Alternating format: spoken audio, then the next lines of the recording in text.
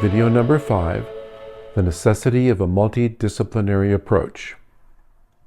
In the first video of the series, I stated that the way I see transpersonal astrology is that it's syncretic, in that it is an inclusive field encompassing an amalgamation of many seemingly different fields of study.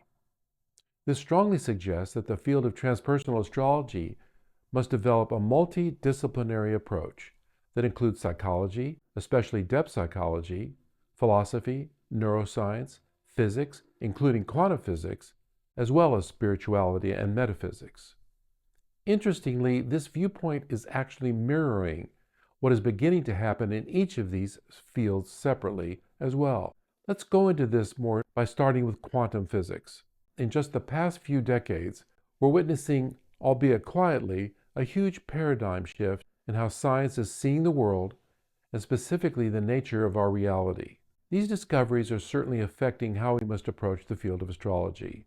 This shift revolved around the issue of what has been called the hard problem in physics, concerning the nature of consciousness itself.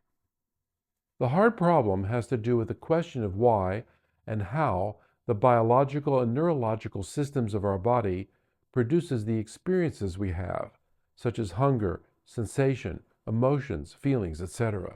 Of even greater significance, in my view, is the question of how consciousness arises. It is generally assumed that it is our brains that produce these experiences or consciousness.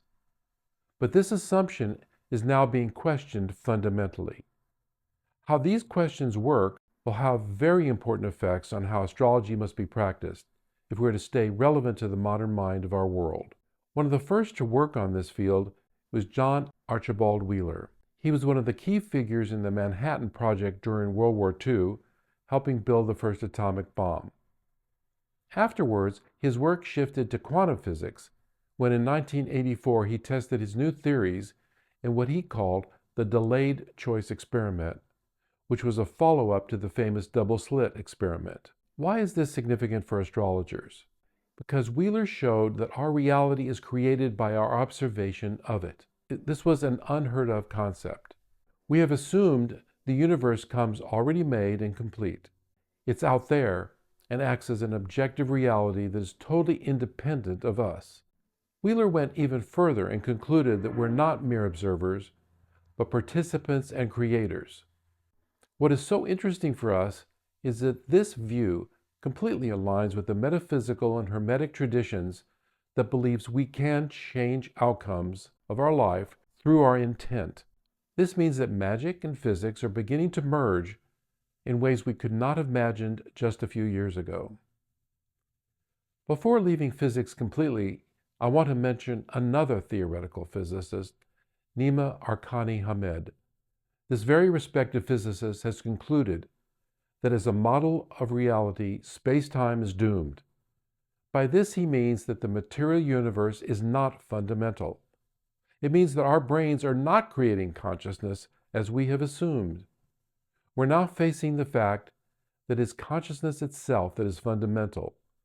This is historic. Astrologers now have many new questions that face us. If all of the assumptions we've made in the past are false, we must examine all of the factors that may be blocking our potentials for creativity and freedom, and address any assumptions we may be making that contributes to this block.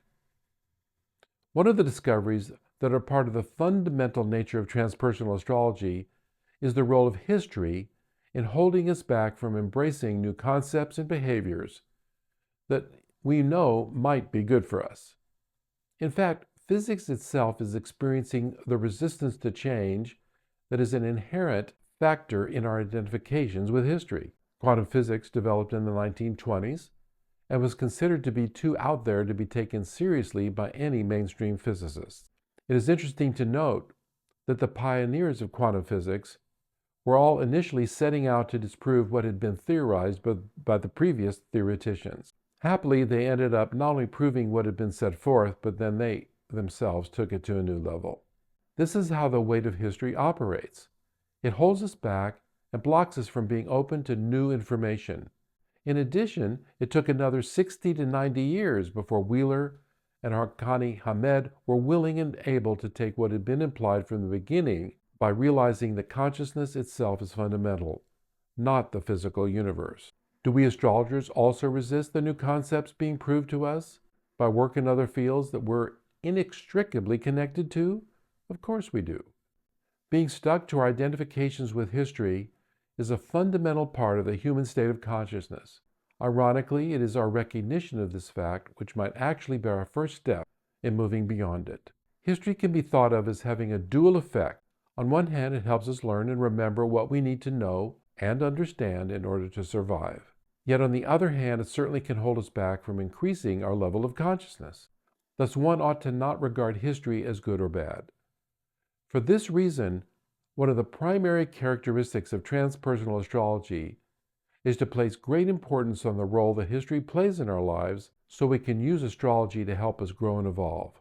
This idea will be developed further as the video series progresses.